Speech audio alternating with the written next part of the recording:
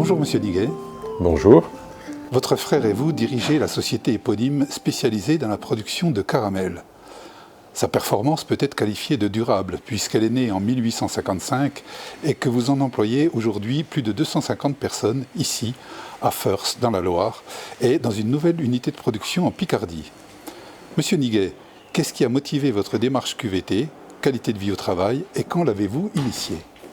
Alors on l'a initié il y a une dizaine d'années de manière un petit peu informelle parce qu'on a toujours été attaché à la qualité du cadre de vie avec des locaux anciens qu'on a parfois valorisés, remis en service. On aime bien garder tout ce qui est ancien et en même temps mettre de l'ergonomie et de la qualité architecturale dans nos bâtiments. Et plus récemment, la thématique de la qualité de vie au travail émerge d'une manière générale dans la société.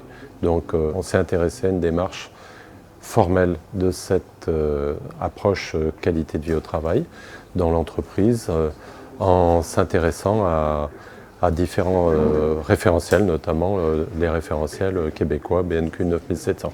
Donc on a mis en place une démarche formalisée sur la qualité de vie au travail à travers une démarche qu'on a appelée BEN, suite à un petit concours interne pour trouver le nom, BEN qui veut dire bien-être Niguet. Donc c'est un mot qui maintenant est passé dans les mœurs chez Niguet. On utilise le mot pour dire « oula, ça c'est Ben, ça c'est pas Ben » dans notre démarche QVT. Vous avez évoqué lors de notre précédente rencontre les nombreuses actions QVT mises en œuvre dans cette démarche. Par exemple, Vie mon job, pour améliorer la compréhension entre les services, les déjeuners direction, les réunions de com biannuelles avec l'ensemble des personnels, les écrans d'information, les locaux et la salle de rencontre là où nous nous tenons maintenant, un terrain de pétanque, des tables de pique-nique, des aménagements d'horaires, pour n'en citer que quelques-unes. D'après vous, Monsieur Niguet, quelles sont celles qui vous ont paru être les plus performantes en matière de QVT ? Alors tout ça, ça fait partie de la QVT, le fameux baby-foot de la QVT. On en a un, on en est content, on est en train d'organiser un tournoi de baby-foot, mais pour nous, c'est pas ça le plus important. On s'est aperçu lors de notre démarche QVT que, suite à une réunion avec l'ensemble du personnel, que c'était pas la peine d'avoir de jolis locaux comme ici, d'avoir des beaux fauteuils pour se reposer pendant nos pauses, si à la reprise du travail, on était embêté sans arrêt au poste de travail, avec aucune fabrication qui se passe sans problème, avec des embêtements quotidiens. Donc on a compris à partir de cette réunion-là que le plus important de notre démarche QVT, c'était de travailler à la réduction des irritants du quotidien. Donc on a mis en place des boîtes où on recueille les avis des gens, où les gens remplissent une petite feuille pour témoigner d'un irritant et faire des propositions d'amélioration pour réduire ces irritants du quotidien. Donc pour nous, c'est le fer de lance de notre démarche BEN, Bien-être Niguet, notre démarche de qualité de vie au travail. Et je crois que c'est votre objectif 2019, le traitement de ces irritants. Voilà, c'est vraiment notre premier objectif, c'est réduire, c'est-à-dire les identifier, mais également, surtout, trouver des solutions d'amélioration et, si possible, d'élimination définitive de ces irritants du quotidien. Et tout ceci, c'est très important parce que ça nous reboucle sur les fondamentaux de la qualité, notamment l'amélioration de la production, des conditions de fabrication, repose sur des fondamentaux de la qualité, comme des outils de la qualité que sont les 5S. Donc on avait déjà démarré une démarche 5S. Notre démarche QVT nous a renforcé dans l'idée que les 5S sont un outil vraiment indispensable pour améliorer la productivité, la fabrication dans de bonnes conditions, la réduction de la non-qualité, la réduction des non-conformités, etc. Donc c'est vraiment fondamental. La QVT nous reboucle sur les fondamentaux de la qualité.